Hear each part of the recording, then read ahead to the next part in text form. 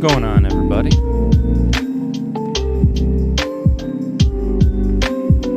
Happiest of Thursdays to you. It's that time again. It is Tim Bip Live. We are here. We are live. We are alive. I'm Perry. I'm the host of This Is My Bourbon Podcast. I am trying to get things organized, but we're here. You're here if you're watching on the replay. Thank you for doing so. You might also know me as My Bourbon Gamer if you're watching on Twitch. If you aren't doing so, also please hit that follow button. We're still on the road to affiliate.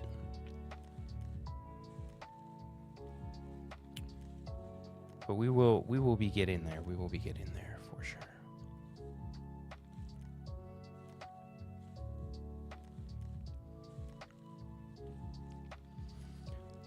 I certainly hope that you have had a great week.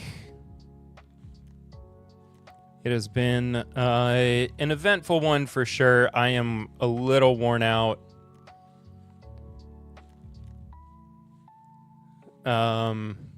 But could be much worse. Could be much, much, much worse. We're here. That's all that matters. Know what I mean? Know what I mean? Uh-oh.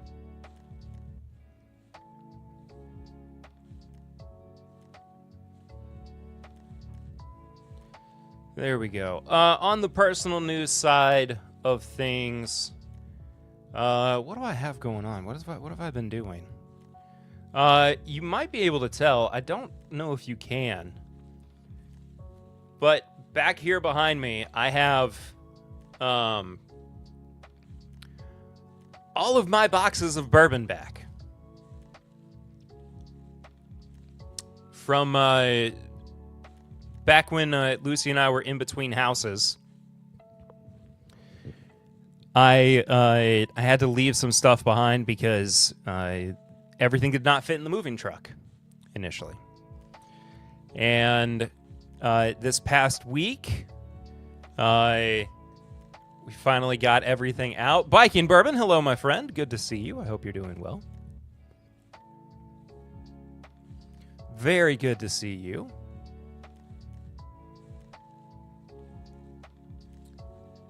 And yeah, this week we finally got everything out, and I have not gotten around to putting everything in the cabinet just yet, or put away. Sean Holdgrave, sup, dudes? Hope you are doing wonderfully. Tully Weeds, hello, friendly friends. Hello to you, my friend. So yeah, it's been very fun going through and finding old bottles that I forgot I had and killing some that needed to be killed probably years ago before the move even happened. But it's been a good time. I'm happy to have my entire collection back. I will be very honest with you. You forget what you have until it's back in your presence again. But yeah, I'm very happy. I'm very happy to have everything back. I will reiterate this again once a certain donut man returns, because I think he still thinks I have one of his bottles and I don't. I've looked through everything multiple times, and I still do not have that bottle.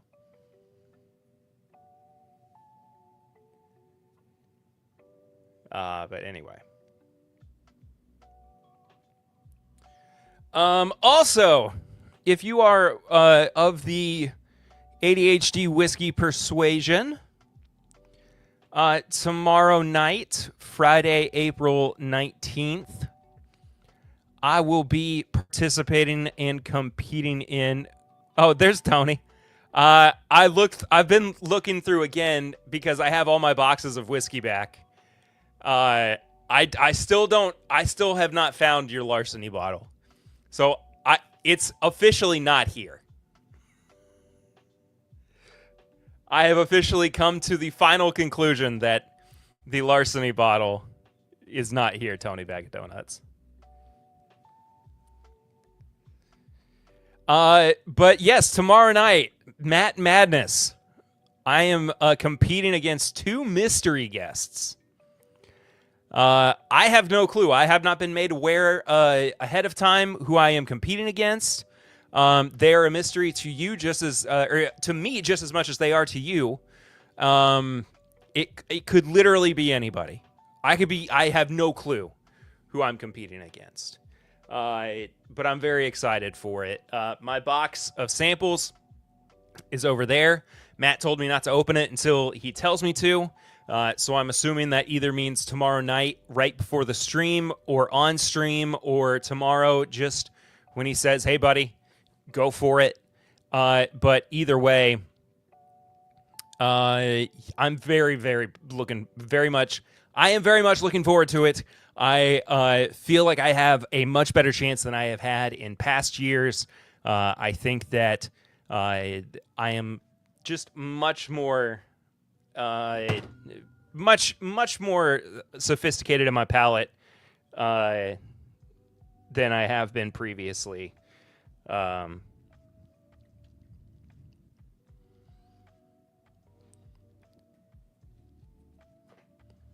So we'll see. Thank you, Tony, for the encouragement. I appreciate it.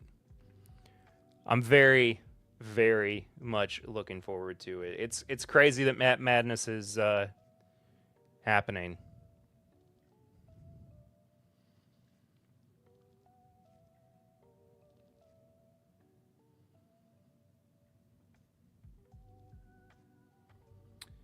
But anyway, I need a pour. I haven't had anything to drink yet today. Coming in with a very fresh palate. We got a lot of stuff to review over the next couple of weeks as well with the podcast. Tonight we're going to be doing some HAMER products from West Fork Whiskey. So excited for Matt Madness. Me too, man. Me too. I missed last week, so I don't know who won the first round. So we might have to do a little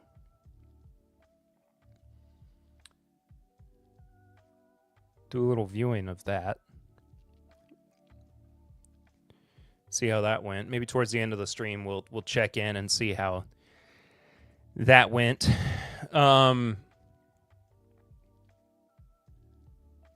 Yeah, let's get poured up. Let's grab something. I'm thirsty.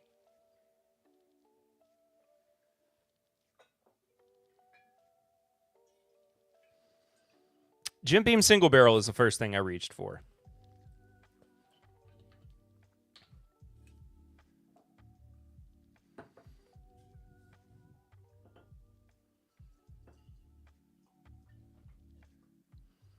You don't want me to just tell you now? Is it easier to just tell me now? Or yeah, just go ahead and tell me. I will just tell me now and I will do my own research later. Jim Beam Single Barrel, of course, 108 proof, non-age stated, but I believe it's around 6 years old. One of the absolute best values on the market. For sure.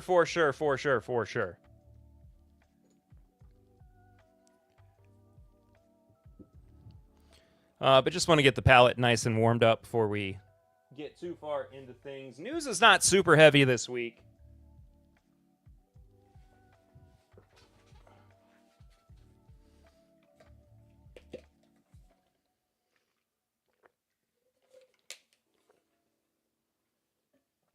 But I do have 3 bottles that I'm going to be checking out and reviewing that dear old West Fork Whiskey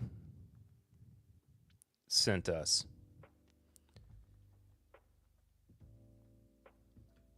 Oh, snap. Last week's mystery guest, Brandon Sprague, defeated his boss at Evernorth, Sean and Trev Wilson. That is awesome. That kind of explains why the Brandon Sprague group got started, which is so funny because I honestly did not know Brandon until I got invited to that group. Sorry.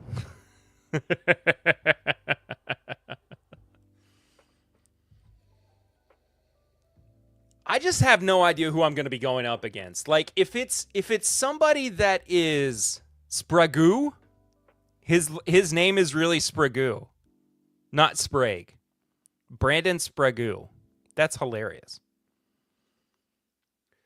But if it's like somebody close to the competitors, does that mean that, like, because if I'm going up against two people, is it like, will it be Chad and Sarah? Will one of them be Eric and then somebody else? I don't know.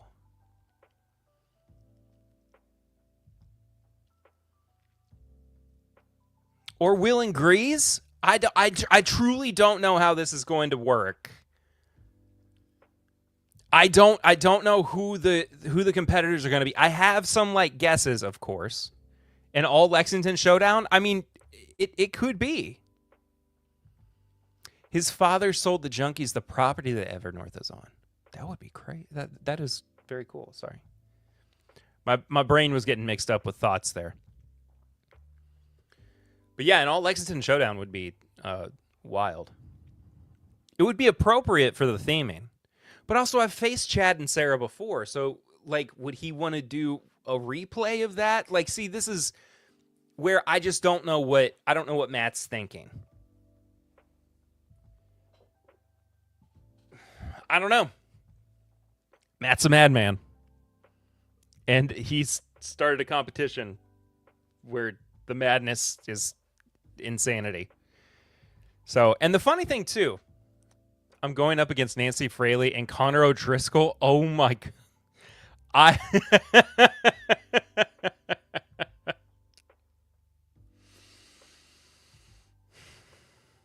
If that were the case, it would be over. It would be over before it would even start. Well, better start writing my concession speech now.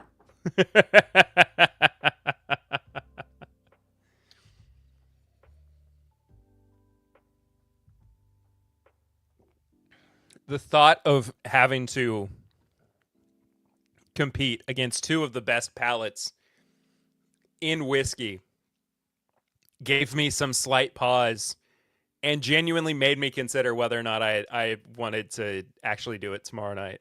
Like, I know you're joking, Sean, but the thought of it is, like, terrifying. I'd still compete. I would still compete. I'd have to show that I had some kind of, metal to my, my whiskey palate. But dadgummit, man. Jim Beam single barrel.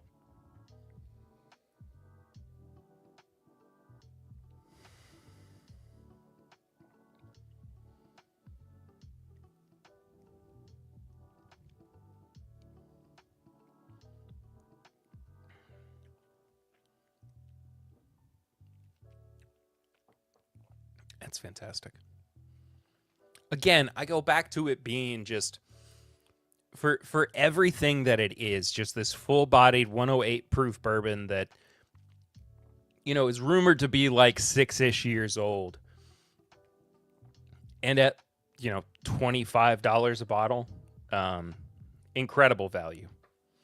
Incredible value. I need to put it up against Grandad 114. I think that would be a fun side-by-side, a fun blind. All right. Let's start talking about some news. Because there's some stuff to get to. Like I said, it's a little bit lighter this week, though. Not as busy. Haven't had Let me start my sentence over. I haven't had Jim Beam single barrel for years, but I still have some Winter Reserve. I do like the Winter Reserve, too. We got a new member of the Kentucky Distillers Association. It is Left Bank Bourbon. It's river-aged from Kentucky to New Orleans. And it's in Jefferson County.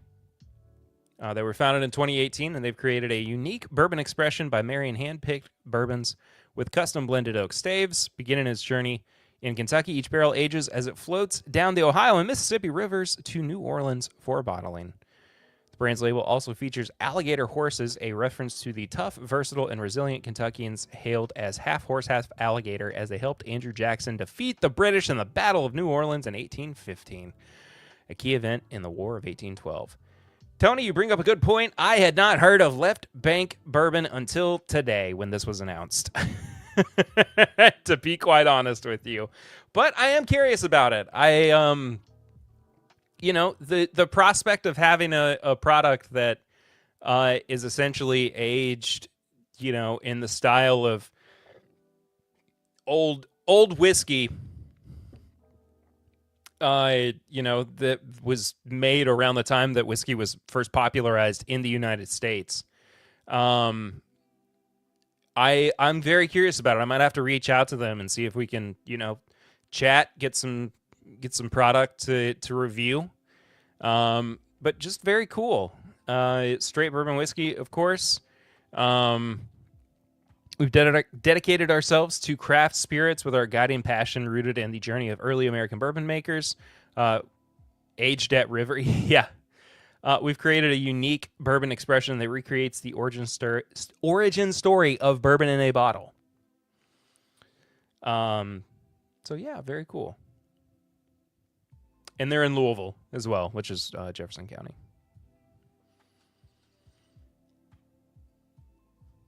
I'm curious what their price is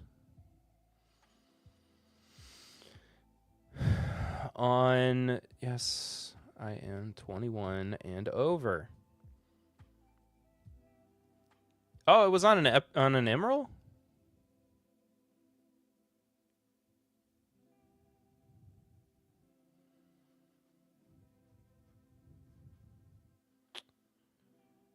Let's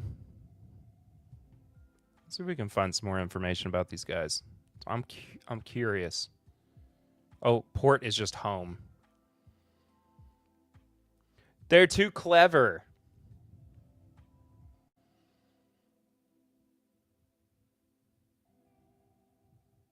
Okay. Here's the founders.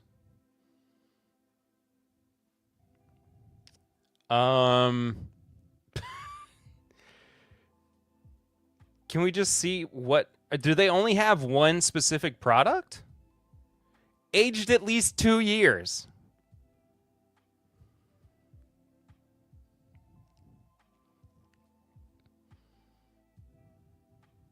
Still curious. I mean, I'm still curious.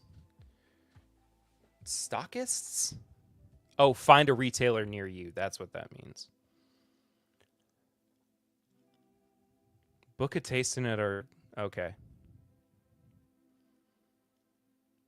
Well, they've got some other products, but they're not doing a great job of promoting it on their website. But anyway, regardless, I'm curious about it. I would like to know what it tastes like, one way or another. Yes, they distilled it, as far as I know.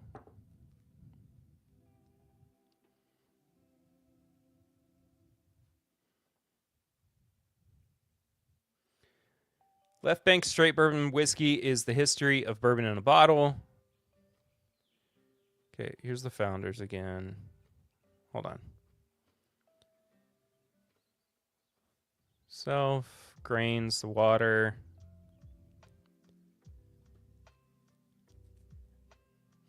It does seem like they distill it themselves.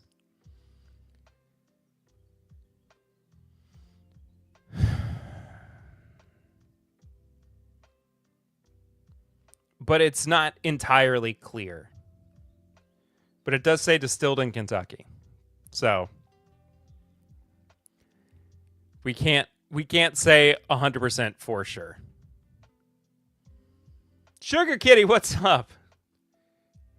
Thank you for being here while you are multitasking.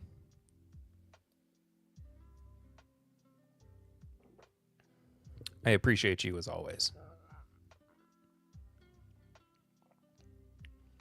Making weird noises. Moving on, we got an update on Buffalo Trace from last week. I had the good fortune. Total Wine has it for $33. That's pretty cheap, honestly, for the gimmick of, aging it in a unique way.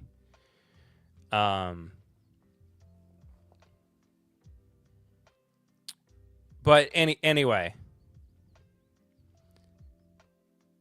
let's I'll look at the Instagram post from Bourbon News instead of reading the full press release. But Buffalo Trace has made a whole lot of progress over the past week. I finally went back to Frankfurt yesterday to go to my office as well. On the way to my office, there's a couple different routes I could take, of course, but the one that I normally take, because why wouldn't I pass by Buffalo Trace, because it's Buffalo Trace, I may as well. And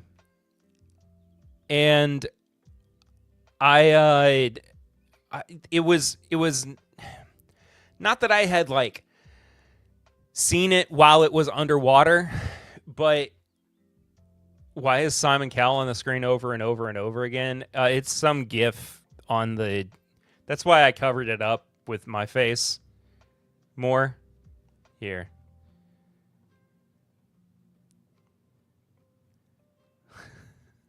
I'll just increase the size of my camera. But anyway. Because Tater's gonna tater. Yeah. Yeah, I'm trying to get it out of your purview of. Anyway, it doesn't matter. It's not that I had seen the distillery while it was underwater. I hadn't been to my office in a couple weeks either. But just having seen the pictures, of course, it was good to pass by it and see that A, it was operating, and B, that it wasn't underwater. It was a good sight to behold that things were operating, at least at a mostly dry capacity. So they sent out a press piece a couple days ago, or on Tuesday. And essentially we'll just go with what Bourbon News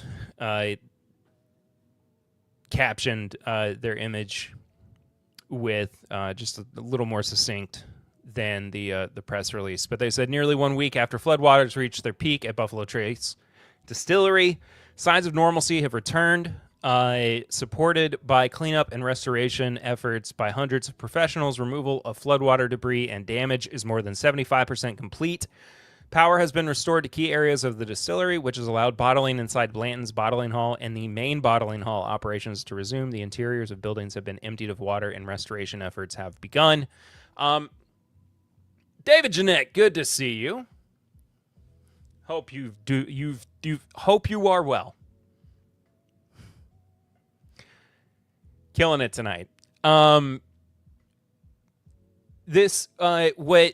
Bourbon News didn't touch on, though, is that Buffalo Trace is not yet open to the full public. You can still visit if you previously had a reservation, either for a tour or actually maybe it's just a tour. I don't know if they're doing their barrel picking just yet. I'm hanging in there, man. It's been a pretty good week. But anyway, they are operating on a very limited basis of their retail shop as well. And again, this is still only open to folks who previously had reservations. So this is, PSA for anybody who may be looking to come and visit Buffalo Trace in the near future. My advice is just don't right now, because you will be turned away. There's really nothing for you to do at the moment. Should also point to your podcast for more info with Papa Spiller. Did we talk about it on there? I guess we did, didn't we?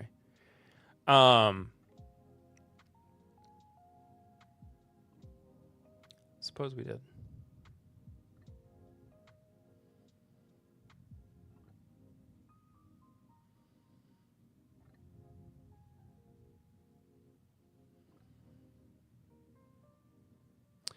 But yeah, the whole thing that I'm getting at,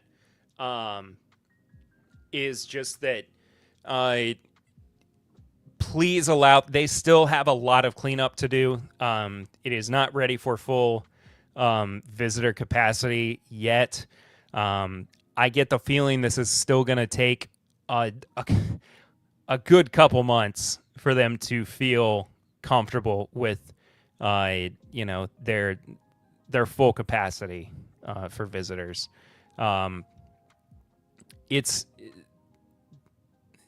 It's unfortunate, of course, but the whole situation is unfortunate. This is nothing new. So we'll see. We'll keep waiting for more updates. I'm trying to get somebody from Buffalo Trace on the podcast to talk more about the recovery efforts and what their time frame kind of looks like for reopening, and also just for the overall experience for what's been happening at the distillery. So we'll see. Company not that far away, when the Delaware River flooded a business I worked for, the remediation was about 3 months. Yeah, it's not something that's going to happen overnight. As much as people want it to be, it just will not be, unfortunately. So please be patient. Please be kind. It's just going to take some time. So anyway, that's this week's Buffalo Trace update. This week's Men's Journal article. Even after it's drained, that's only when the work can begin. Yeah. Oh yeah, of course. They had to wait so long for everything just to recede before any kind of work could be done. Yeah. It's not a quick turnaround by any means.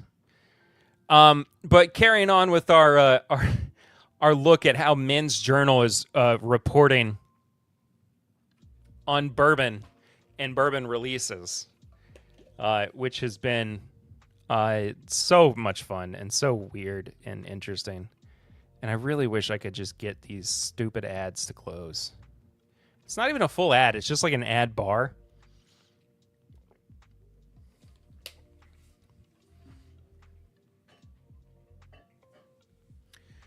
Older bourbon isn't always better. This affordable bottle proves it. When made with care, young whiskey can be just as delicious as high-aged luxury bottles.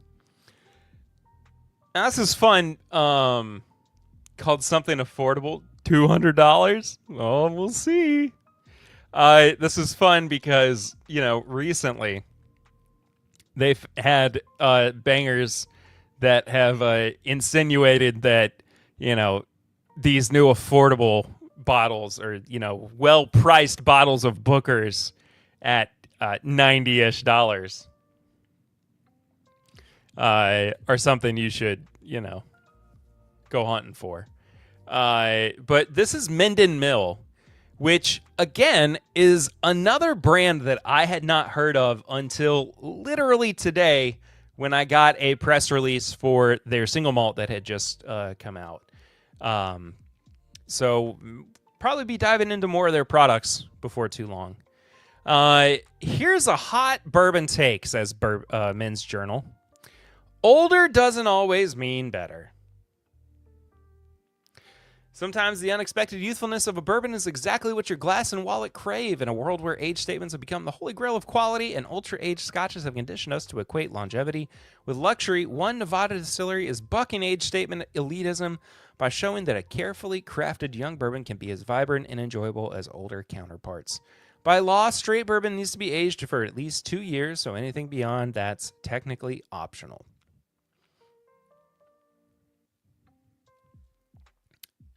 Okay, this sentence makes no sense. Anything beyond that's technically optional? In what way? Technically optional in what direction? Like, it doesn't have to be 7 years? It doesn't have to be 15 years? What are you saying? That's not to say there isn't a benefit from aging longer than that, but part of the art and craft of making whiskey is locking down the correct age profile for your booze.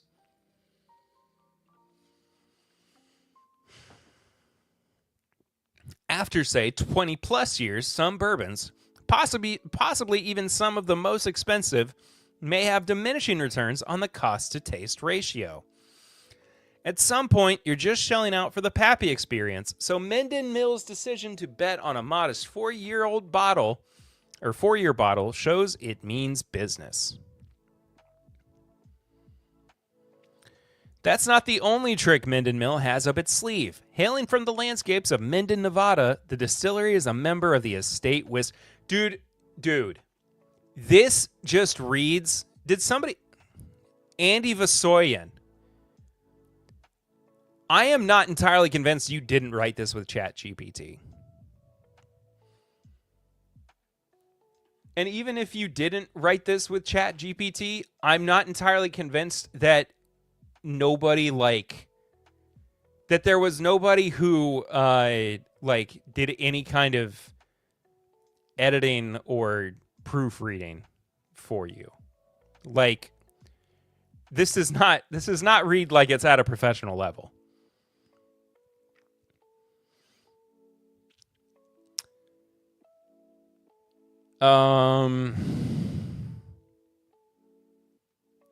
Hailing from the landscapes of Nevada, it's a member of the Estate Whiskey Alliance. While that might sound like some ancient secret society, it's actually a new and very exciting organization established in 2023 with help from the University of Kentucky's James B. Beam Institute. Membership in the Estate Whiskey Alliance has 2 conditions.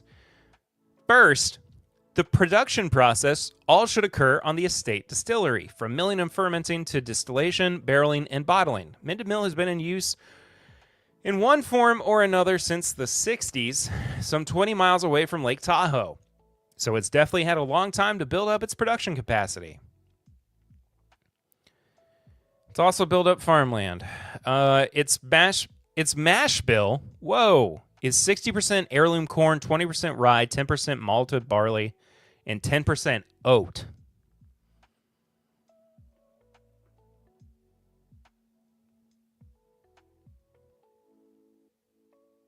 I don't know. That's interesting.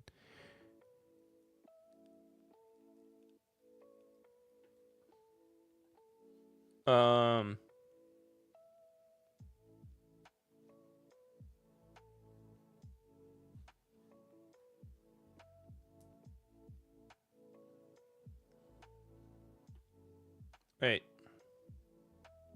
Did Twitch just brick?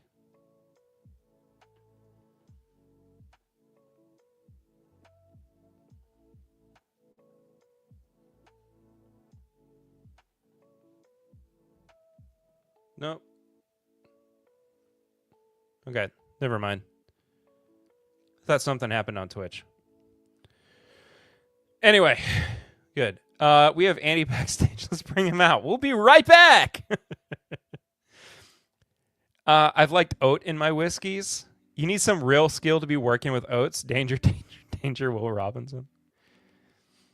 When you taste it, you get a mix of richness and brightness. There's an unmistakable warmth that lingers, weaving through subtle hints of oak and unexpected nuances of dark chocolate. A finish that not only soothes the initial fire, but also invites you for another round. And behind this delectable profile lies a bold departure from convention. Yada, yada, yada. It's $45. So, okay, so it is actually an affordable product. For once, Men's Journal has not led us astray with their reporting here. So next time you're at the bar or perusing the liquor shelf, take a closer look at those younger age statements with a sessionable burn, unexpected chocolatey finish, and a refusal to conform to old school age elitism. Is that the second time that he's used this phrase? This straight bourbon is my go-to hear me out bottle, one that says even a 4-year-old bourbon can deliver complexity, character, and a memorable drinking experience. I think, yeah, age statement elitism. I think this guy used ChatGPT. I'm not lying. And I think that in the prompt he said, make sure that in the last paragraph it has a callback to the first paragraph. Oat can, if done well, make it much smoother and slightly thicker mouthfeel. I've definitely had some good whiskey with oat in it.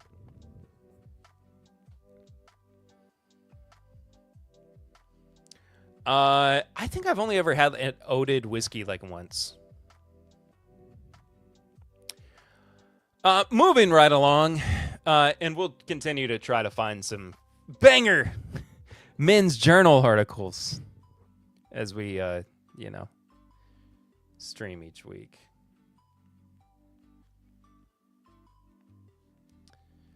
Anyway, this just crossed the, Max and I agree on something. Y'all agree on plenty of stuff. This just crossed the news feed this week, but RD1's new distillery is going to be opening in May of this year, next month. Very excited for it. It's going to be opening on May 14th at the Commons here in Lexington. It's going to be a two-story. I almost said 2 foot. A 2-foot building.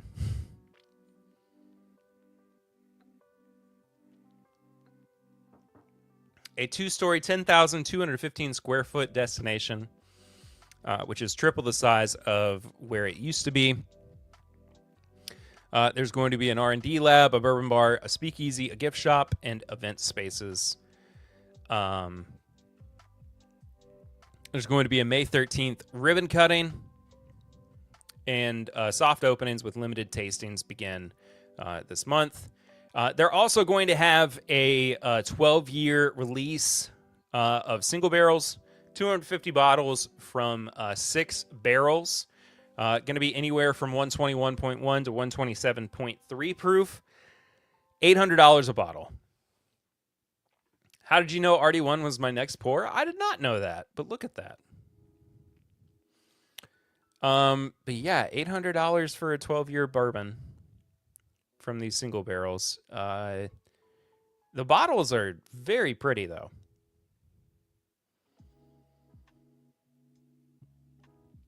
Quite beautiful.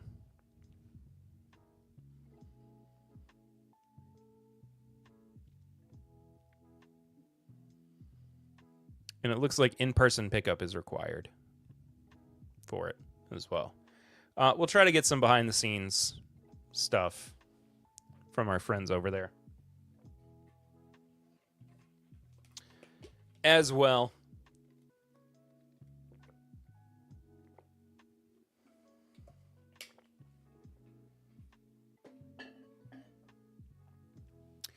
Old Dominic has launched a new 7-year wheat whiskey single barrel. Of course, this is a Memphis distillery, First one since Prohibition. 7 years old. Excuse me. Going to be at the distillery. Excuse me. Going to be between $60 and $70, depending on the market. Maybe my boycott ended prematurely. Just kidding. Hey, it's up to you, brother.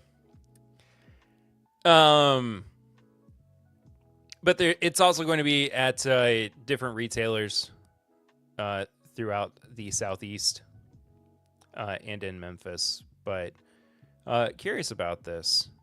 This pick, at least, or this single barrel, is 124.62 proof. And I've always liked Old Dominick when I've had them. So I'm curious. Very, very curious. I don't want to go there yet. I did talk about this briefly on this week's episode of the podcast with Papa Ritter, which, by the way, if you haven't listened to it yet or watched it, please do go check it out. It was a lot of fun. We drank through the Old Forester Whiskey Row line. Eric will be back on next week's episode. Like I said, we'll be recording that tomorrow. I'm not going to spoil what we're drinking. But if you're in the Discord, through the Patreon, patreon.com/MyBourbonPodcast, you've had a little preview of what we're going to be reviewing. But we are also going to be reviewing this and pairing it on next week's episode, because how could we not pair and review the new collaboration between Grater's Ice Cream and New Riff Distillery, their Bourbon Ball ice cream, which I am so excited about. It just came out this week. I love Grater's. It's one of my favorite ice cream places. Kind of mostly in this region. I think it kind of has slowly gotten outside of the Southeast a little bit. But for the most part, it's typically located in like the Kentucky, Ohio area. But I'm so excited for this. Cannot tell you enough how pumped I am. So go check it out if you can. I believe it ships nationwide as well. I missed this somehow last week. But Woodford is putting out a just a barrel strength rye. I don't know what to make of this. I don't even know if it's going to be 125.1 proof like the label says. What's really caught me off guard here, though, is that it's 700 mil. Tony Joy, I'll take up the boycott for Tony Bag of Donuts, and I'll hit the like. Please do hit the like if you haven't done so already.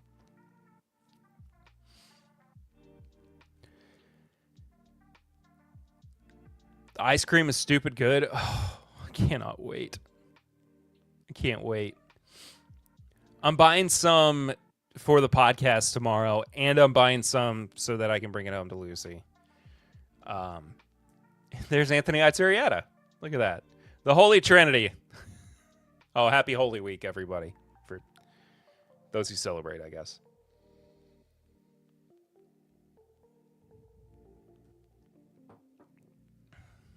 But, I mean, again, it's 700 mil. Does Woodford have any other 700 mil releases? Because I can't think of any, and if this is going to be... I like Max saying, I'll pick up the boycott.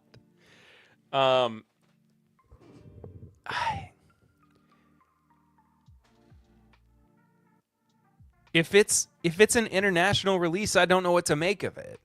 Like, honestly, I'm just confused by this altogether.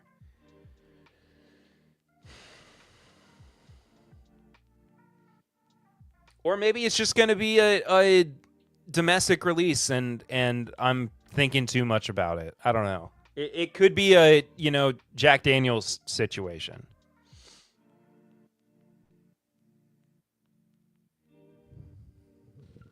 Hello, Stacy. Cheers to you too. Hope you're doing well. Very, very good to see you.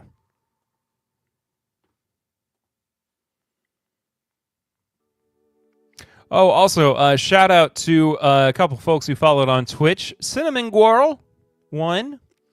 And Up the Reds. Both following over the past week. Appreciate you both. Unchained myself from work finally. Tony B! Good to see you, my friend. I hope you're doing super well. Woodford special releases are all 700 mil, I thought. Are they? Oh. Keyboard fell asleep.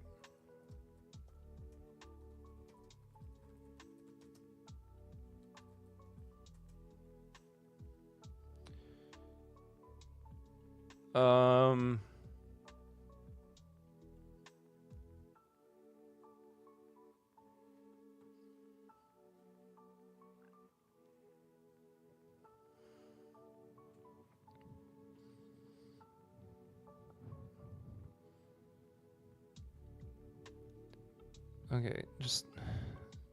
I'm not even trying to ship anything. Just let me be.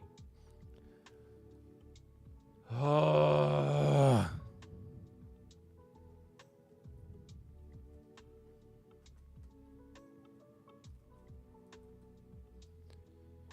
Please just leave me alone.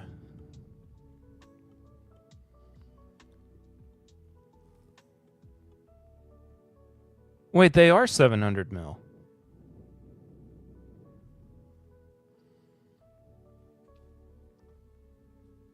Hang on.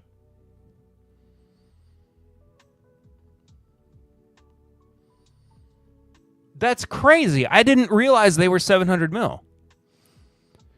Okay, but here's the difference, though.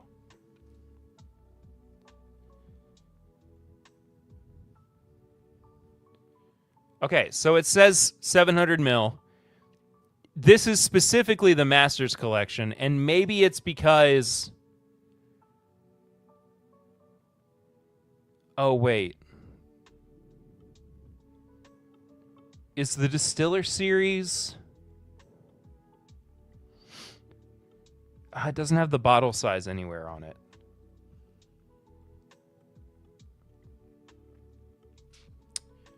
Just checked, and they are all 700 mil, batch proof, double, special finishes, etc. Interesting.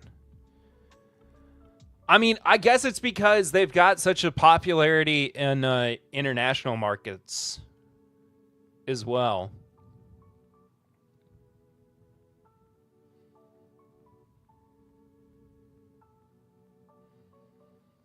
All right, fair enough. So this is just going to be a new addition to one of these limited releases. Very interesting. I don't know what the price is going to look like. I mean, based on the label, I mean, it's got a paper label. It's so hard to speculate on this too, because it could be a Masters collection based on the label, but it could easily fit into the Distillery series too.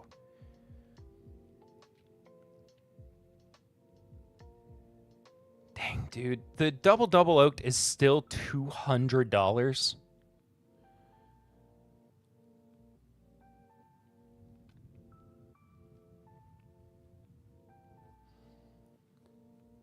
Oof.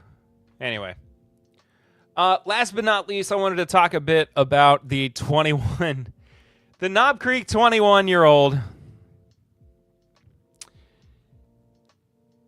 that just crossed the TTB filing this week.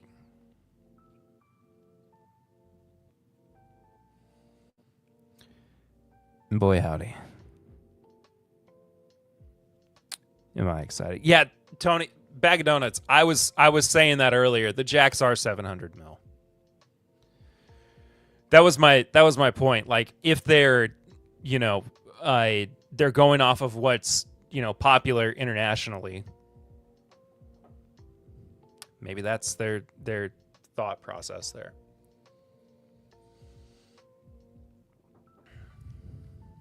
Now, was it Matt Porter who this week said that he was tired of people saying that 21-year-old products are too oaky? Because I can get behind that. I really like that idea. That why are we not just... Yeah, see? Okay, I was right. It was Porter. And I get it.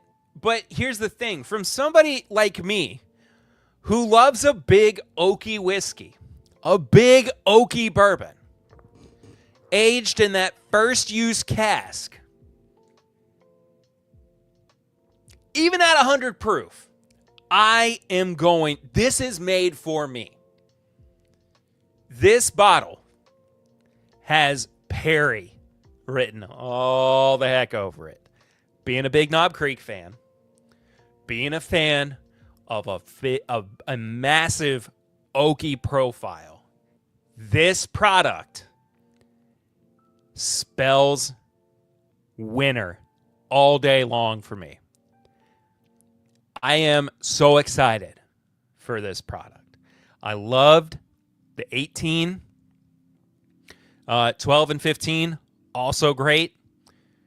This, though, is going to be something that I will love. And I can't wait for it. I'm so pumped. And I know that there is this general discourse, and I get it too. I don't even care what it costs. I have to have one. I kind of feel the same way. $300, I imagine. I would. What's the price on?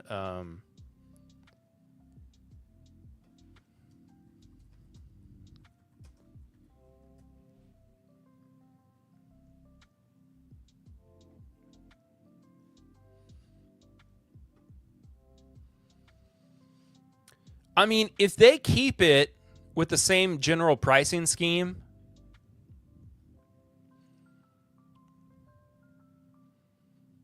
of 170, 180, and it's 21 years old, it could be 210. It could be 250. I would be surprised if it got to $300.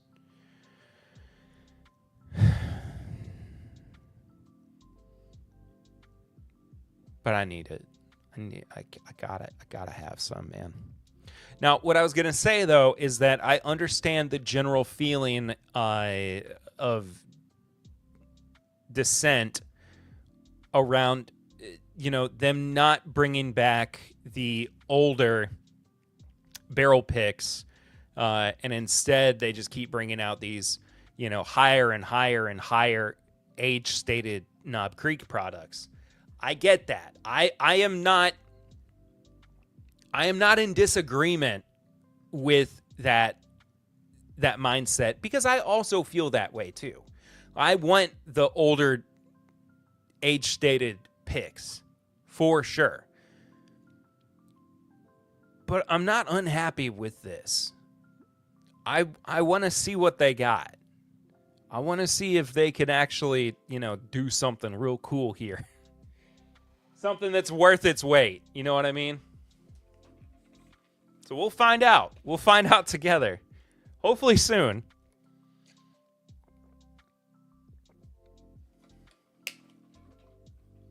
But in the meantime, I just don't know. I just don't know, folks.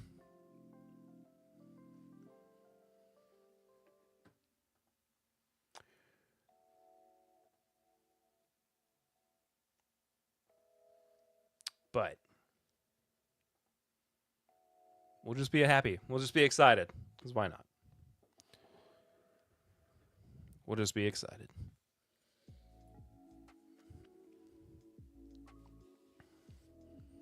It's the race between Beam and Daniels who gets to 31st. At this point, I feel like it's going to be Beam. I'd be surprised if it weren't Beam. Unless, like, with Jack's next release, they're like, we did 14. Next time we're going with 25. We didn't go far enough last time. More. We need more.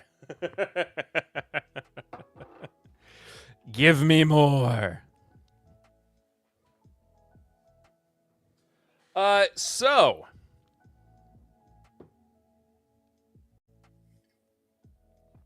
Did I put the right? Hang on.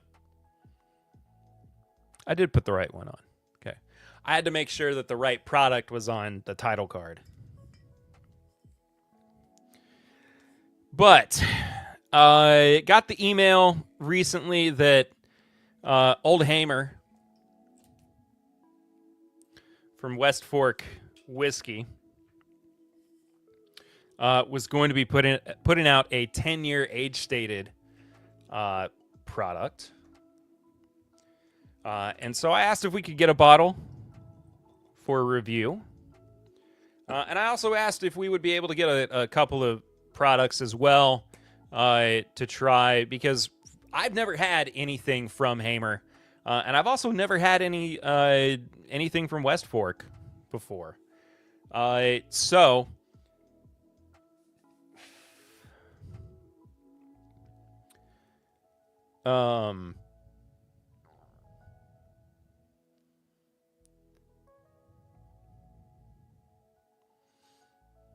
hang on.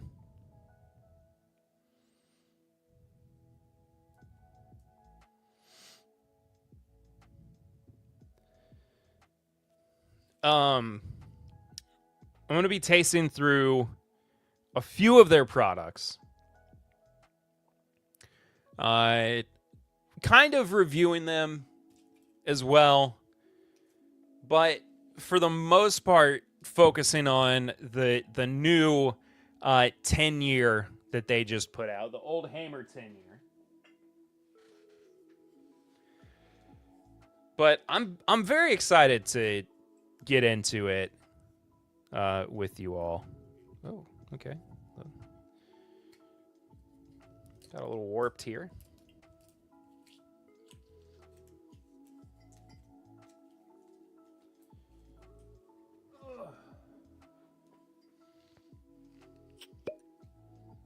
So I've got the cast strength bourbon.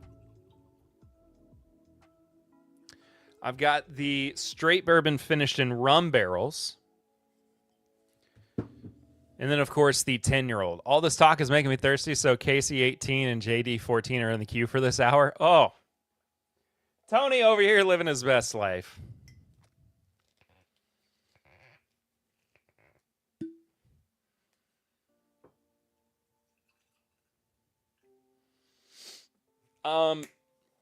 It may seem counterintuitive, but I am going to start with the cast strength first. It is 115. What is the proof? Hello? 115.66 proof. The bourbon finished in rum barrels is 103, and then the 10-year is 100 proof. So we will move ourselves along. Here is the cast strength.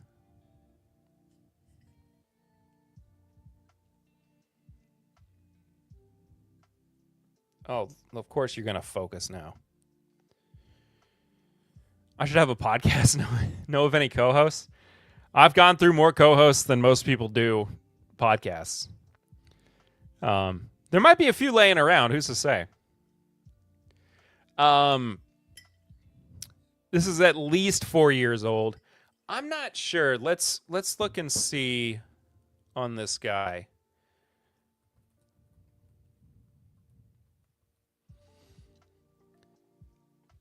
If the...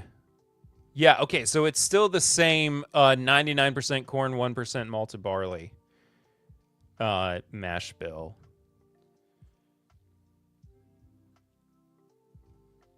That the 10-year has.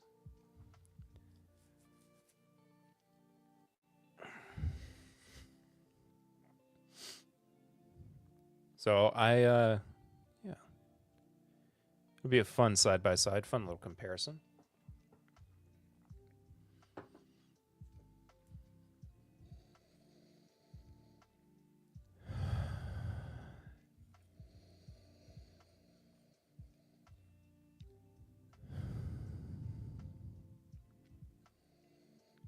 For 99% corn and 4 years old,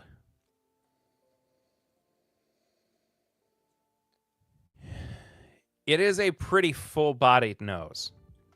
I will be very honest.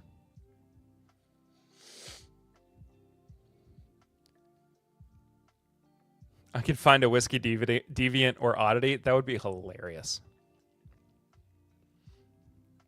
As I always say, there's room for everyone at the table. Tony, start a podcast. I not only suggest it, I encourage it.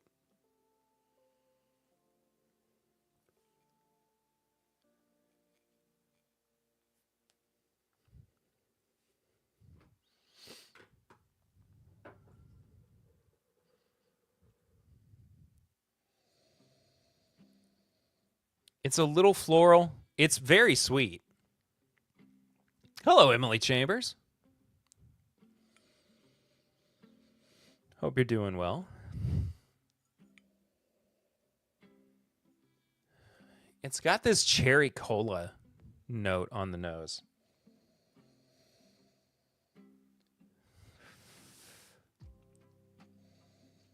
That would almost make me mistake it for a younger Buffalo Trace product. Anyone going to KBF? We might go. I don't know. Haven't decided yet. Definitely sugary on the nose. All right. Old Hamer cast strength. Let's check it out.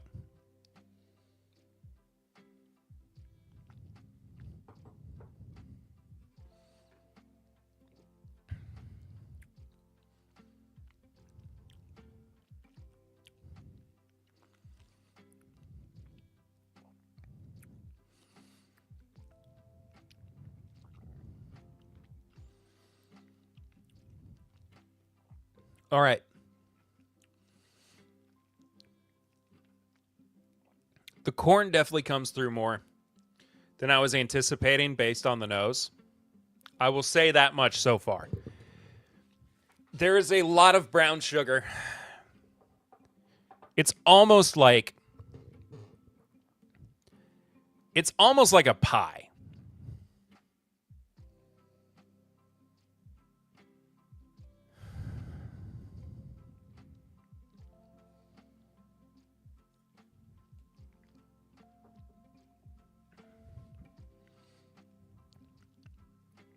Like a brown sugar pie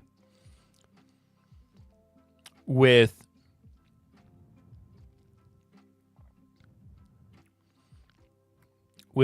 like just a hint of French vanilla. Not French vanilla ice cream.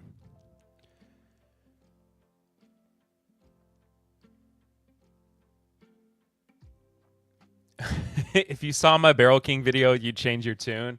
I'm terrified of public speaking. Typing is easy. Hanging out, impromptu conversations, no problem. Put a camera in front of me and I die.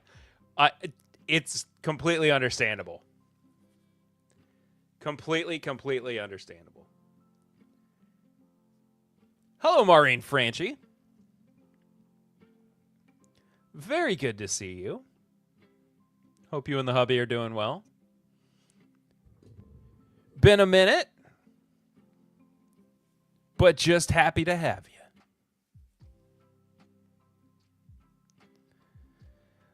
Since there are a few more people in here than were at the top of the show, I wanted to say, too, I'm going to be on Matt Madness tomorrow night on ADHD Whiskey. I'm going up against two mystery contestants. I do not know who I am facing. Let me pull up the ADHD Whiskey.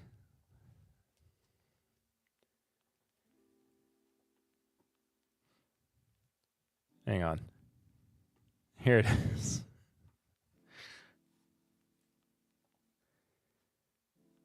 Here it is.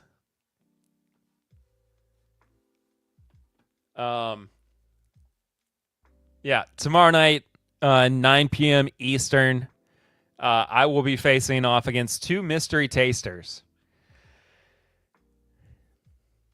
No clue. No clue who I'm going up against. Just as much of a mystery to me as it is to you. Is it the same competitors as last year that didn't happen? Clifton, I have no idea, but Clifton, it's good to see you. There's Gary. Great evening, y'all, and it's not World's Worst Bourbon Channel. I can assure you of that. Well, Gary, it's good to see you, too. I hope you're well. But, yeah, Clifton, I have no idea who's competing this year. I was kind of speculating at the top of the show that maybe it's Chad and Sarah. Maybe it's Eric and a second guest as well. I don't know. Maybe it's both Chads. You haven't heard anything yet? I mean, if you were supposed to be in last year, also hi, yes, hello. I mean, I didn't hear anything up until hey, Kyle, what's going on, homie? Hope I've been practicing. I have not. So as with most things, I go in with minimal practice and I wing it, and then we'll just see how it goes.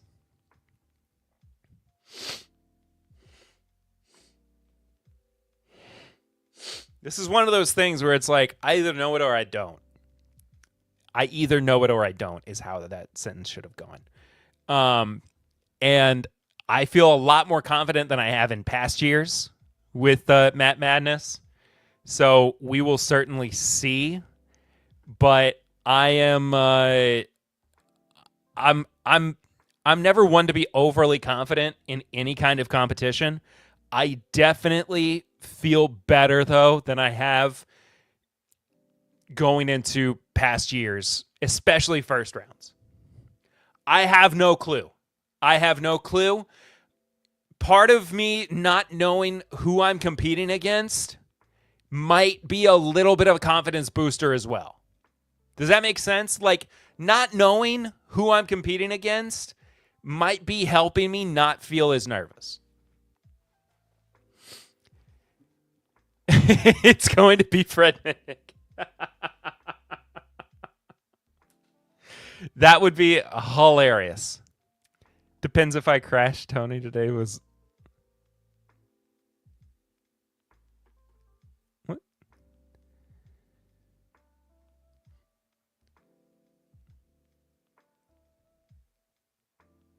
Oh, I got you now.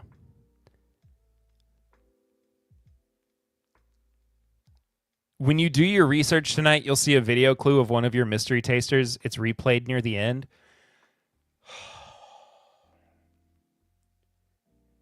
There's clues?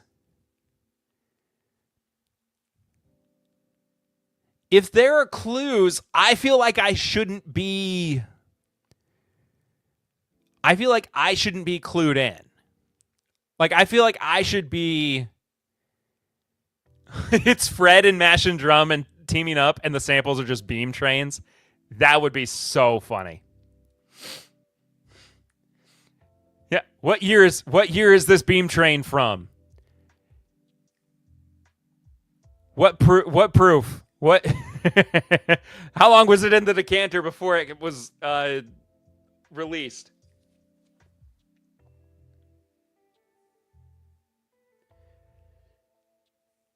I didn't get it. I really don't know. See,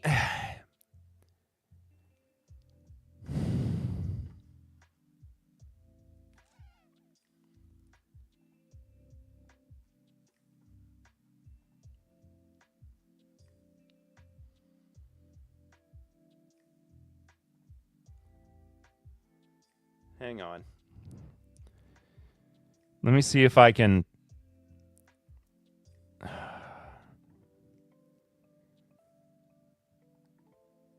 See if I can discern any little.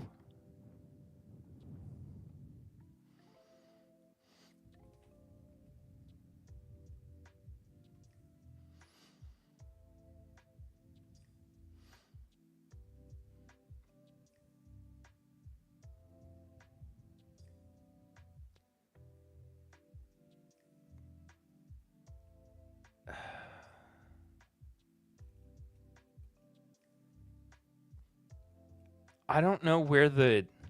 I mean, I kind of like. Wait, I'm in the intro thing?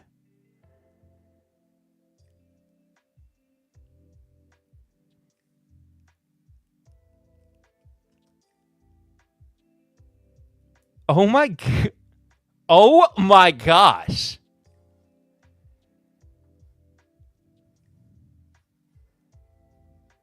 This is so funny. This is me.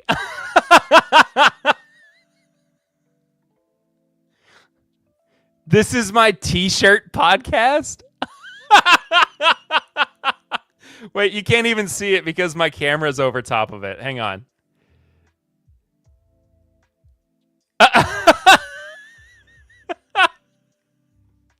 This is my t-shirt podcast. What can't AI do? So was Brandon in the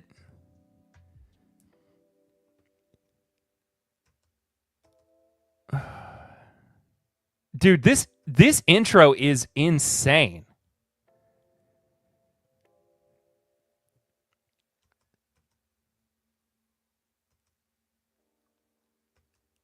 Okay, I am gonna have to actually like go and do some research now.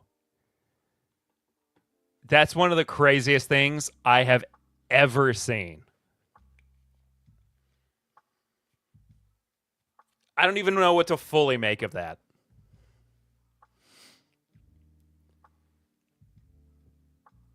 Wild stuff. Absolutely wild stuff. All right, let's get back to the Hamer.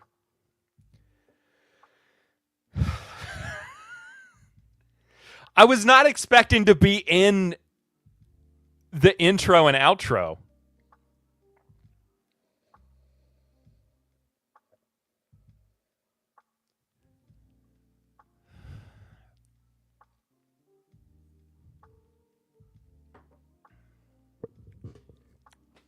I'm so thrown off now.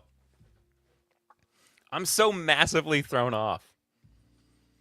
Hey, Chris and Lil. Oops. G'day and happy Easter from all from Lil and I. Happy Easter to you too. Maybe you'll be up against Ryan Alves and Caroline from Justin's House of Bourbon. Oh, that'd be a good matchup.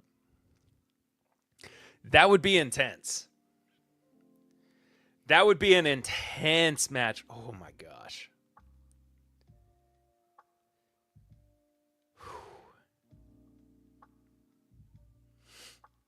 Jason Kobe's production was insane. He's a boss, but David showed up big for the final timer. Oh, yeah. Oh, man.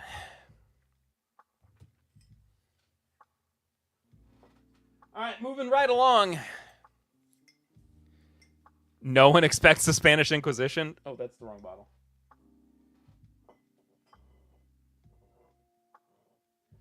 Moving right along to the rum finished bourbon. Dog, why won't my camera focus? Whatever. It won't be a big deal. Ryan only likes short barrel hazmats.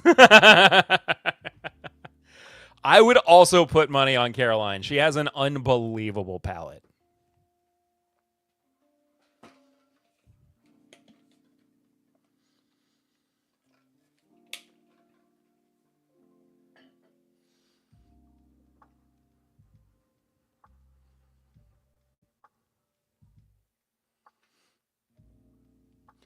All right, I'm excited for this rum finish bourbon. Again, 103 proof, 2 total barrels.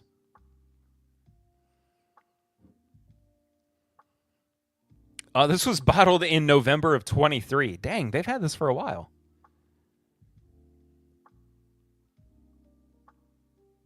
Also, the high corn recipe.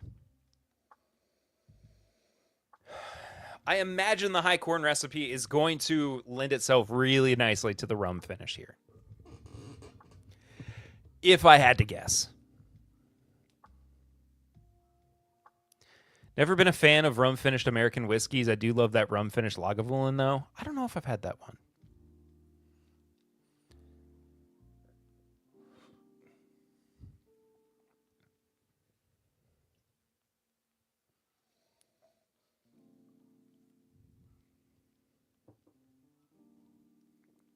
Kyle, did you not like the oh shoot. The one Masters keep?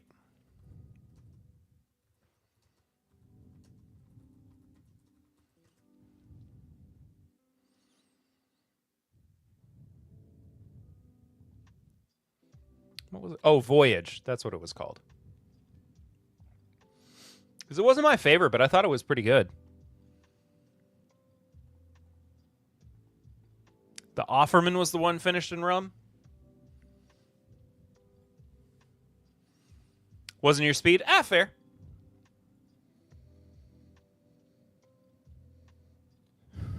This nose is super, super weird. It's extremely unique.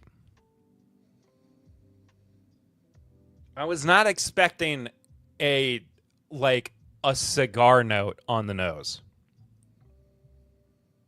But here we are.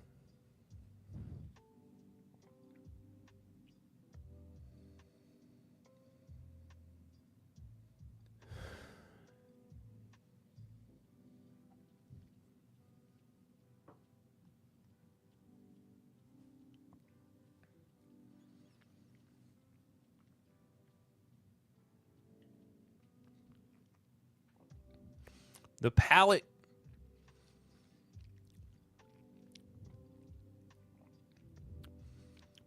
palate is quite a nice balance.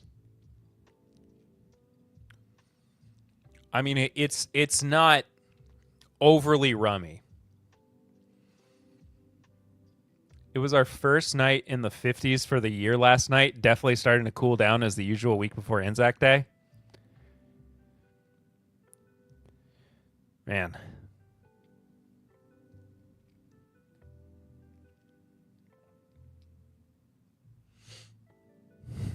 Hope you enjoy the cooler months, Chris. I need to try more of the Offermans. I've not had many of them. And I like Lagavulin too. I found a Lagavulin sample. When also, for anybody who came in late too, I don't think you can see it super well behind me, but all of my boxes. Oh, Chris, I would love a night in the 50s. You know me. But back behind me, I finally have all of my boxes of bourbon and whiskey back. They've all finally made their return to my house. So I've had some fun going back in, doing some rediscovery of samples and bottles and things I forgot I had. So oops, just clicked something. What did I click? There's a button there? Oh, never mind. Eric and I are going to have some really phenomenal samples tomorrow for Samply Irresistible for our Patreon podcast episode. So patreon.com/bourbon podcast if you haven't joined. very, very excited for it. There's stuff that I forgot I even had. Like, that's... I'm so excited for it. No spoilies. No spoilies. Oh, you know what I need to do? I haven't watched a pun artist. Dude, Samply Irresistible is one of the funniest things I've come up with. And that's not even... That's saying, like, the most. That sounds like my bunkers in Lexington and Louisville, bottles back to 2015 in there. Dude, okay. Can I show you guys one bottle? I'm going to show you guys one bottle that I kind of like half remembered that I had, but when it came back to me, like when I held it again for the first time in literal years, I almost shed a tear. Give me like 2 seconds to grab it.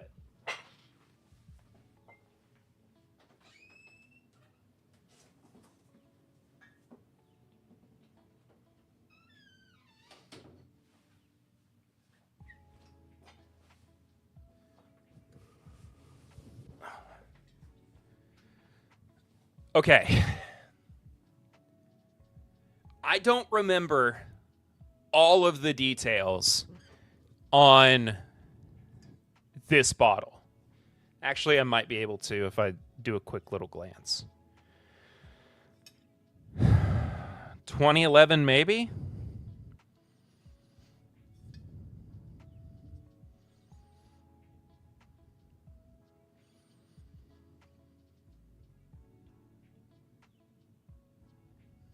Maybe 2012, maybe 2008. I can't remember for sure. Okay, anyway.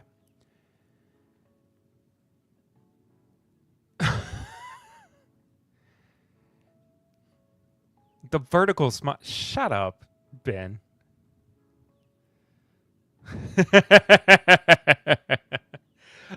Tony, I know what you mean. All right.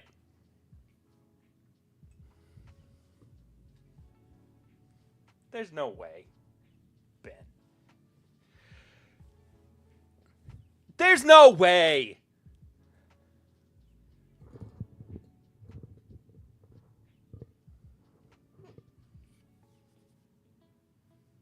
Come on.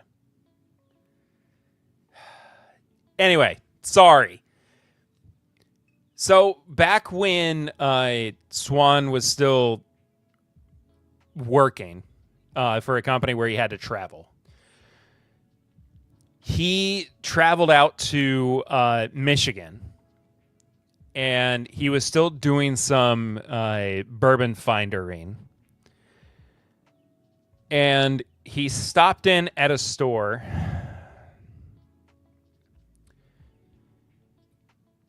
that had a bottle that caught his eye.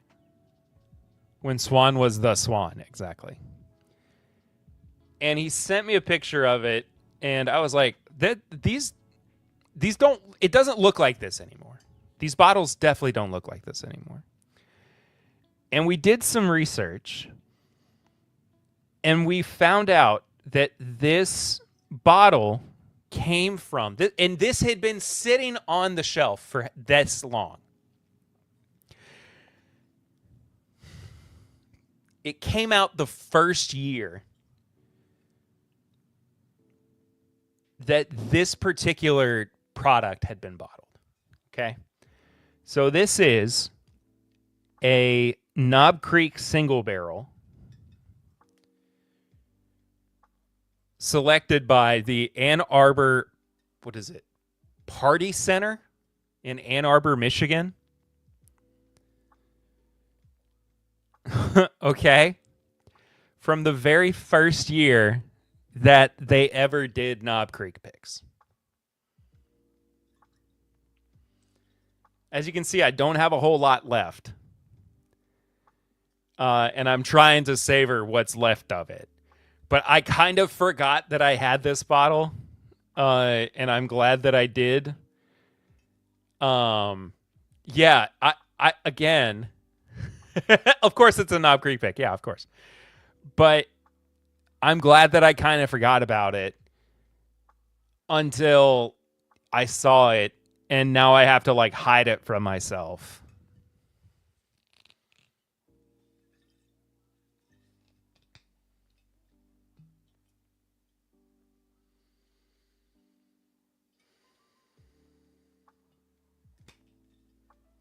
I couldn't really get a good smell out of it.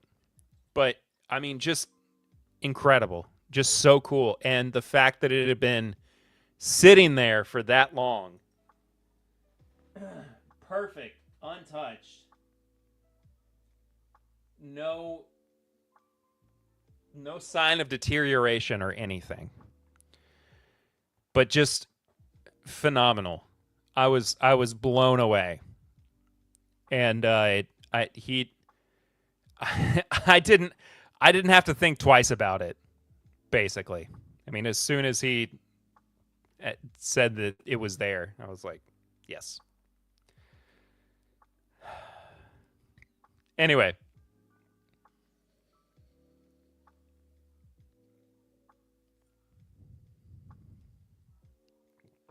Back to my rum-finished Old Hamer,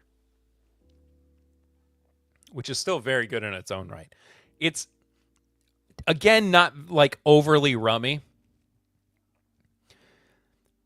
I would really, really like to smoke a cigar with it. I haven't had a cigar in, I mean, it's probably been since July. June, July, something like that. It's been a very long time. From somebody who used to have a cigar, like, and this, I mean, it was back during COVID. Hamer, I hardly know her. Ah!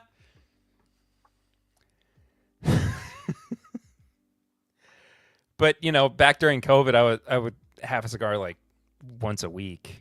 And I know that's not a lot for some people. But it got to be a lot for me. But, you know,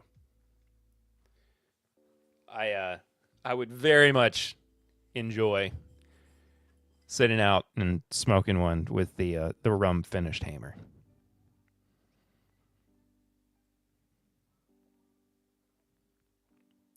Batches rum RFOCT 23. I just got it. Rum finished October 2023.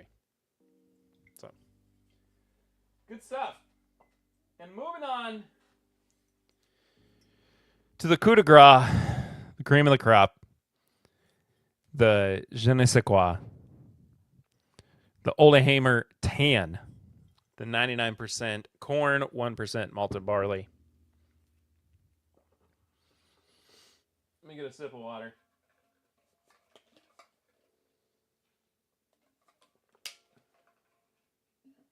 You know what I'm excited about, too? Nothing beats a good Perry pour of Dr. Jellyfinger, though. I haven't had Dr. Jellyfinger in so long, but I love that pick.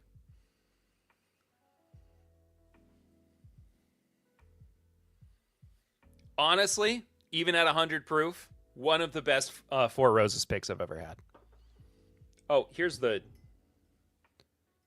full bottle, by the way.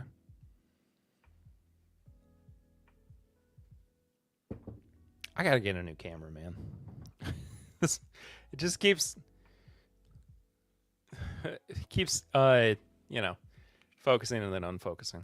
I still have three bottles in Kentucky. Jeez Louise. You know what excites me? Pop Ritter, I don't.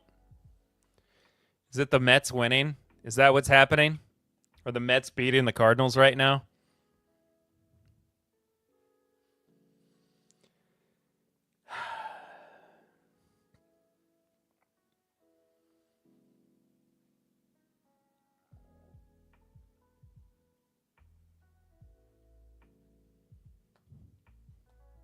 Because I have a feeling that might be what it is. It's 4-1. Dadgummit.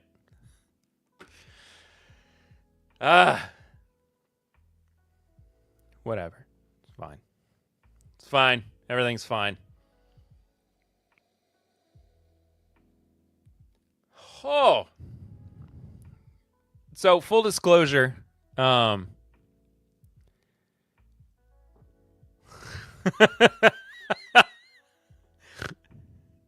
I don't know a word of French, so I don't know what he said. Want to bet a pack of cookies on the weekend series? Yeah, sure, why not? Torpedo bats are the best thing to happen to baseball since steroids. Just trying to ruffle feathers at this point. Kyle, ever the stirrer, the pot stirrer.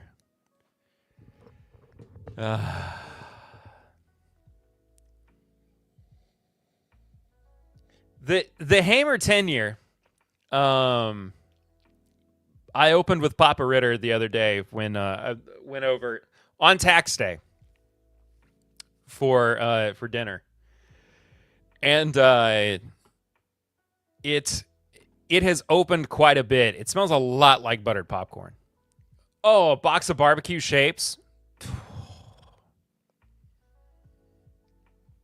I could crush a box of barbecue shapes anytime, anywhere.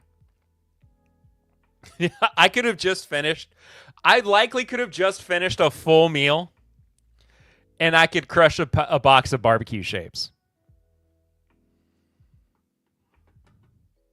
Oh.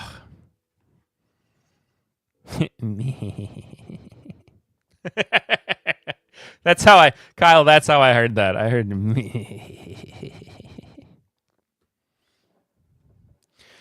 But initially the HAMER 10-year had just this like big coconut note. And it's really gotten to the point of being like movie theater buttered popcorn. I nailed it. Awesome. Do we have to bring you another box next trip? I need to know what barbecue shapes are. Hang on.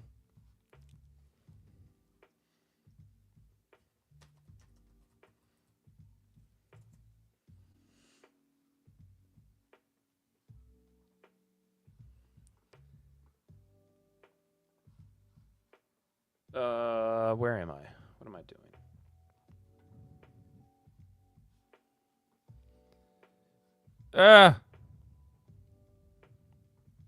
They're these. These beautiful. Oh. These incredible creations. Flavor you can see.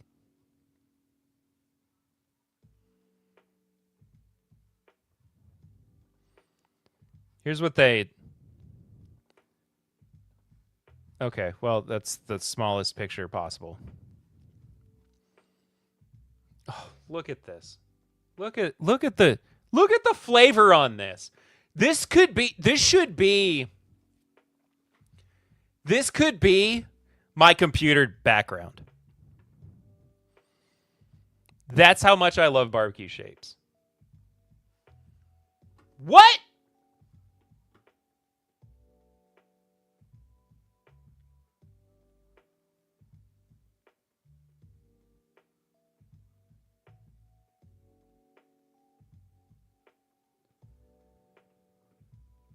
Mason walked today?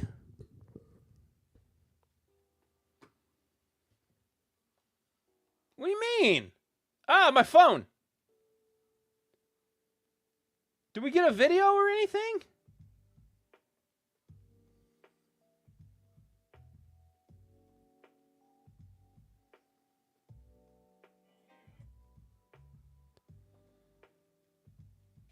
Did I miss the group me? I did miss the group me.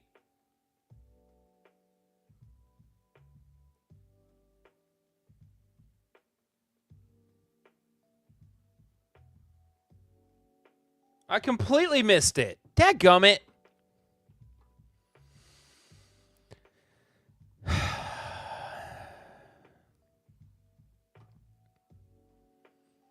I like that they call them shapes and it's just hexagons. Yeah, I've always loved that too. Anyway, I mean, Chris, here's the thing about shapes. You can order them on Amazon now too. So it's no Not necessarily any need to bring him. I mean, I would love some directly from the source, but we can have Jason Colby do an AI video of those first steps. I'm good. I think my yeah, don't worry about that. It's okay. The less AI creation, the better, as far as I'm concerned. Don't worry about it. Thank you though, Gary. That's why we'll all be together on Easter Sunday. That is true. That is true. Get to see it in person. He can run to me.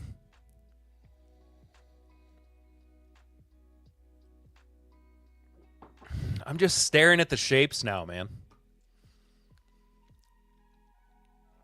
The shapes are they're just staring at me. His first moonwalk, that's hysterical. Sorry, I just can't. I can't take my eyes off of them. They're probably like the Tim Tams you get over there. They're a knockoff made in another factory, not the real deal, made 5 miles from us. Fair. So, yeah, always, you know what? Standing request, please always bring shapes over. Pizza and barbecue.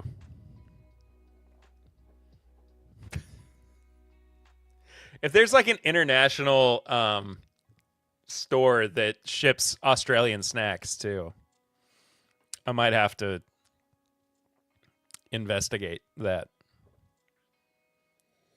Now, unsurprisingly, the 10-year is the absolute best. It is far and away the best product that is on here. Tim Tams for Carissa and Lamingtons for Leah. I don't know what you're saying at this point. They're shapes, and the off-brand ones are called Shaped. Yeah, you can find them on Amazon, but what Chris was saying is like they might not be, as authentic.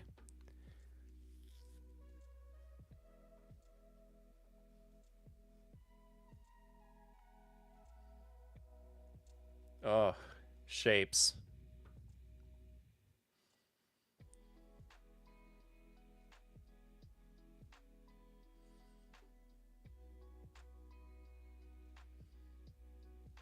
Where? Tell me your...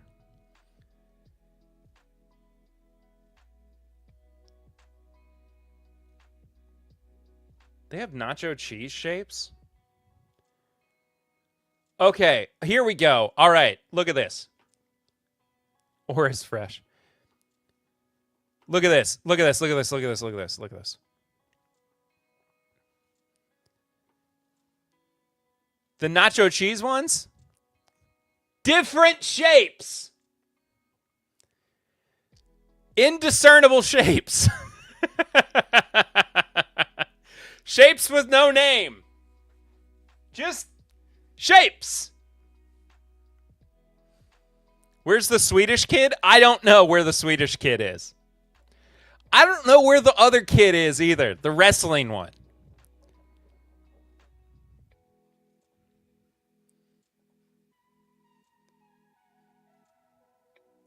I think I had the chicken crimpy one time too, and they were awesome.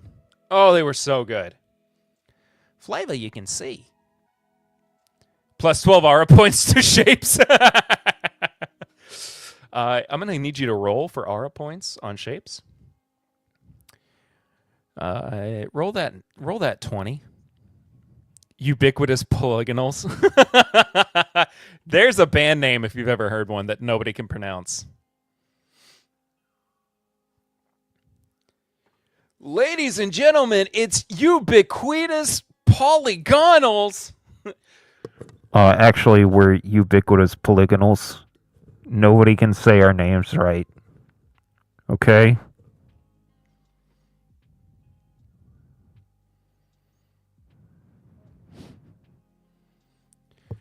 We've told, like, everybody, get it right.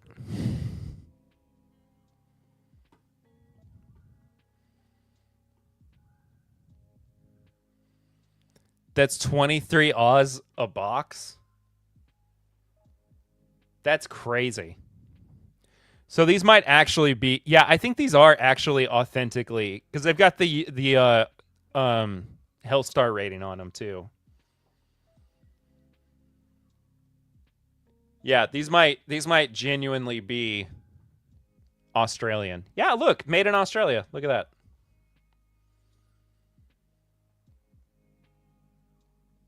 Why am I logged into my Amazon account on this? Anyway.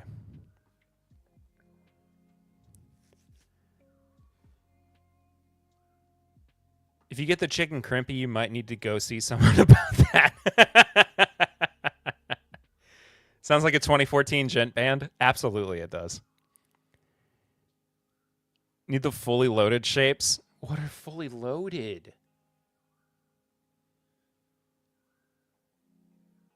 Oh, they've got Vegemite and cheese.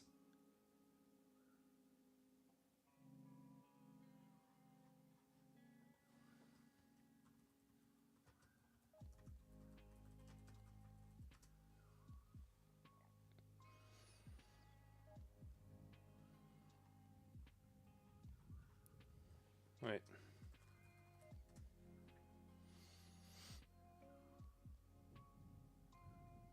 Okay, Amazon doesn't have the fully loaded ones. They do have the mini chicken crimpies, though.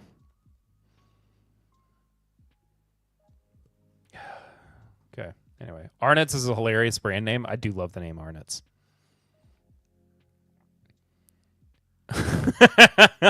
The band's side project could be called Concavity Search. Chicken crimpy with French onion dip? Dude. I'm trying to lose weight.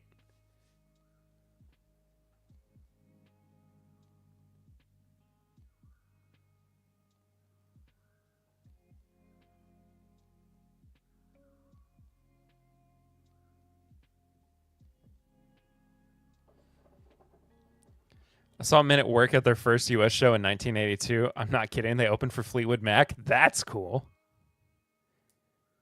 Lil said she'll throw a photo into Discord. Oh.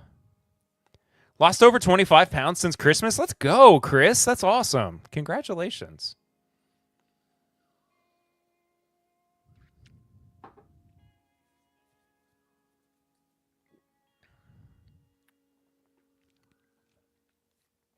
Yeah, this tenure is ridiculous. I do want to try it directly next to they must have been young men at work. Late teens at work.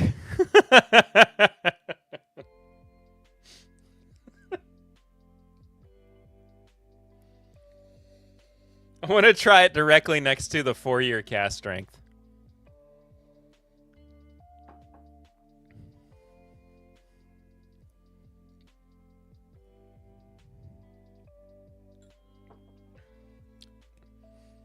Don't finish the 10-year before Sunday. I will. Tweens at the drive-thru.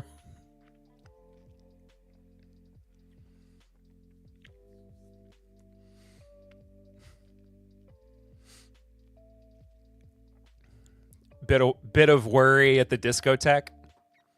No, that's not good enough. Bit of worry at the school dance. They were not of legal working age.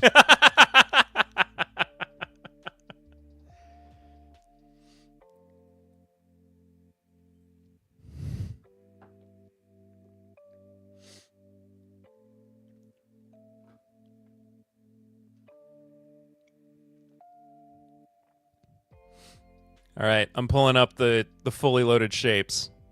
Oh! Oh, they look so good.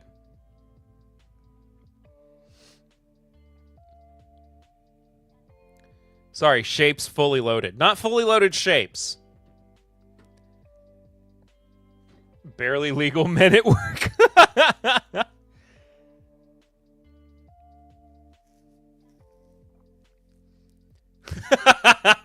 Greedy Smith, the lead singer, was known for finishing the show and traveling by car between cities and killing A 21 piece bucket of KFC by himself on the drive. That's incredible.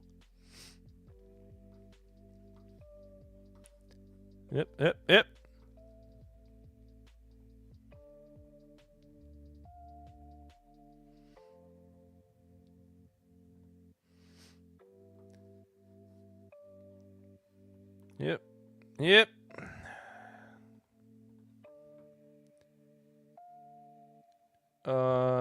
What was this in? Snack Lounge?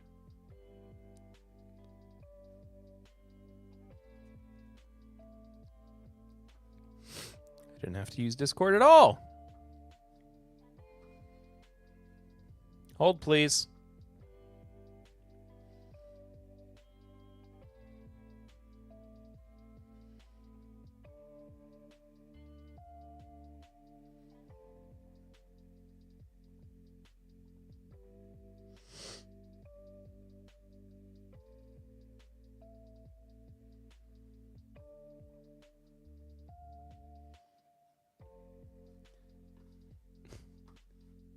Hold on. I got to show you. It is amazing that KFC has 21 pieces. Give me a second. This is what the shapes fully loaded look like.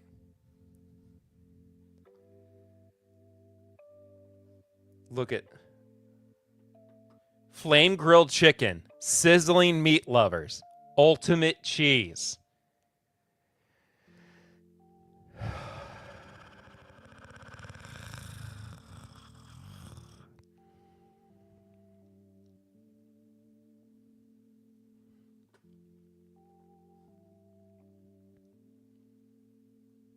Incredible.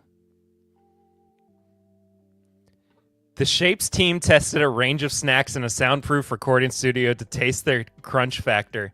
And at a whopping 87.25 decibels, the fully loaded range scored first place. What?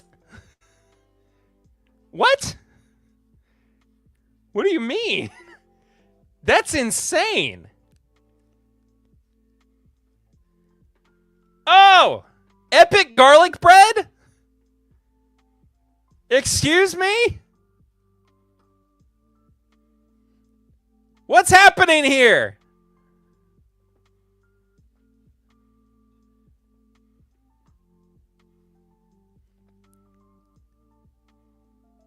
Crunchy hot chips and sauce?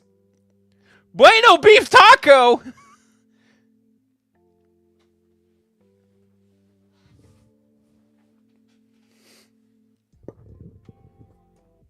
Wicked sweet chili? This has officially become an Arnott Shapes appreciation stream. I'm sorry. I'm okay, what Shapes Originals flavors do I not know about? No chicken crimpy. They've got a meat pie flavor. Just savory. It's just like salt. Fried chicken, pad thai, hot chips, doner kebab. Oh.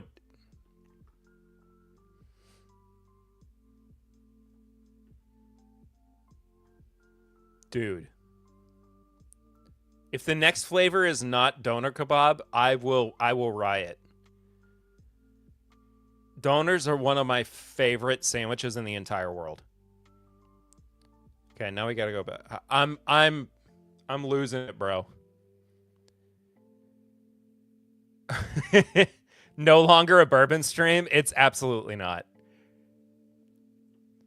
I can hear epic garlic bread in a thick Aussie accent. I'm not gonna do it because I'm gonna screw it up. What have we been missing out on? If you don't get sponsored, may God have mercy on your soul. Oh, savory is just MSG? Oh, okay. Yeah, I got to figure out how to get sponsored by Arnott's. This, I mean,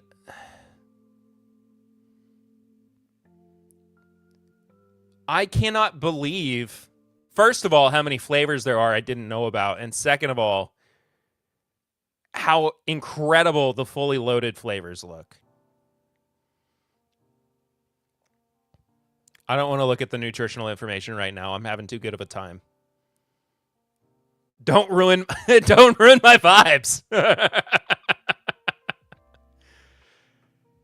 The pairing opportunities are literally endless. They would be incredible. Oi, oi, oi. See you chicken bits on the Cliffy Bus. Oh my gosh.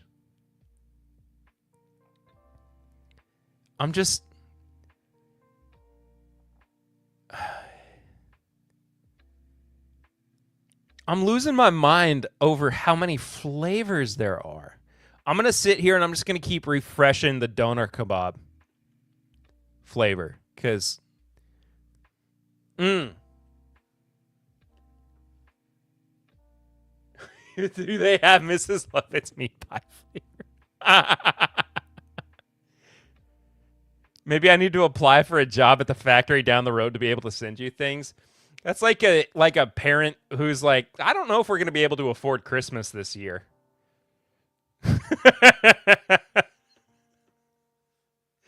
Like, I don't know, buddy. Like, things are looking pretty tight, you know? You got siblings, too. Like, maybe you shouldn't ask for a PS3.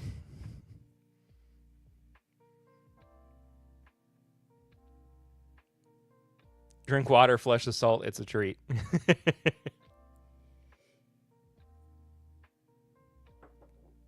Oh, man. What a stream. Oh, I guess I got to try all three of these blended together, too, don't I? A classic.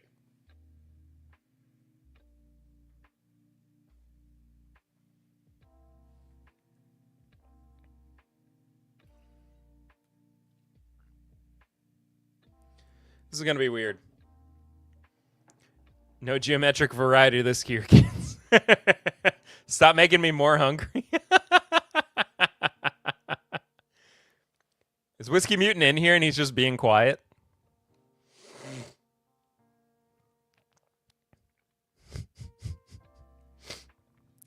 You know, kids, you can choose one box. You can only have one box of shapes. Choose. It's shape this year. You've not lived until you do the chicken crimpy and French onion dip, though, Perry. Honestly, it's unbelievable. I mean, look. There's always room to go up. Sometimes that far up is low atmosphere orbit, you know?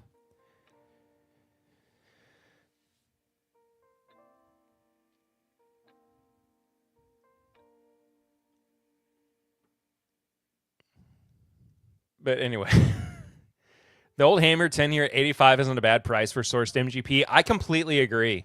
I mean, I would have expected it to be closer to like 110, but 85 is an excellent price. They absolutely nailed it with the price. They nailed it with the age. I think it's really just a killer product.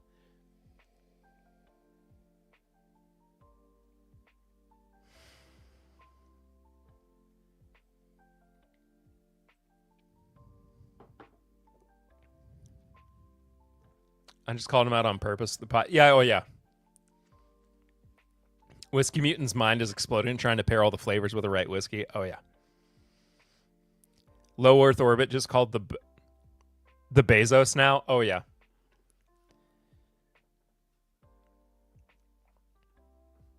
Only one entry is allowed. Dadgummit.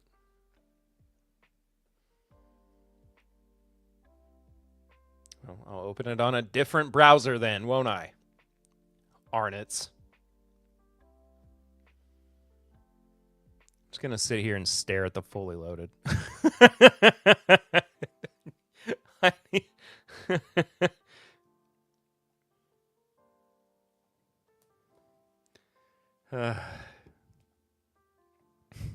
See here, kids, we've got the stratosphere and the toposphere, and we've got the basosphere. Here's where Katy Perry sang for 5 seconds and made everybody feel awkward. My new screensaver is just scrolling shapes. Oh, don't tempt me. Don't tempt me. I'm just going to upload a bunch of pictures of shapes, and I'm just going to, like, every time my computer goes quiet for a few seconds, it's going to just rotate through a bunch of different shapes pictures.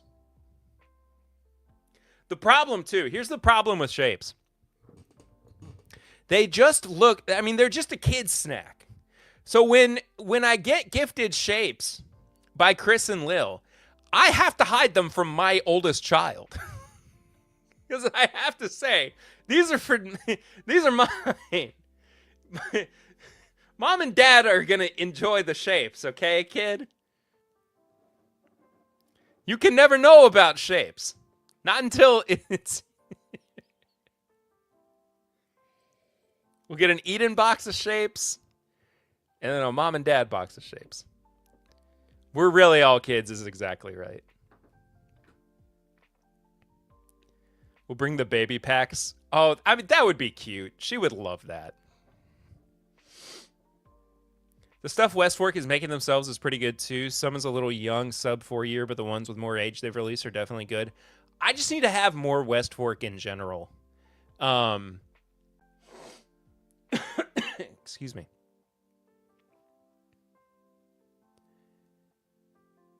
French toast bourbon? Oh, boy. They got a high rye bourbon, a wheated bourbon. Oh, and a bottled and bond wheated, too. Interesting. Yeah, no, I'm very impressed with the products I got to try tonight. Very, very impressed. And at least, you know, for what I got to check out this evening, I recommend it. But there's the link. If you guys want to go and check out their products after the stream is over, which is now, because we're going to go ahead and wrap up because I've been streaming for just a little bit over 2 hours, and I've done everything I can at this point, other than say thank you so much for watching and for being here and supporting the show. As always, go follow on social media if you haven't done so already at My Bourbon Pod. Support on Patreon as well, patreon.com/MyBourbonPodcast. For as little as $1 a month, but $5 a month gets you bonus podcasts and other stuff throughout your week. And then just subscribe if you haven't done so already. And that does it. I love y'all. Thank you for a fun stream. We'll see you next week. Enjoy your holiday weekend. Happy Easter or Passover. All those things. That's it. See y'all next time. Till then, though, I'm Perry. This is 10-Bip Live. Bye.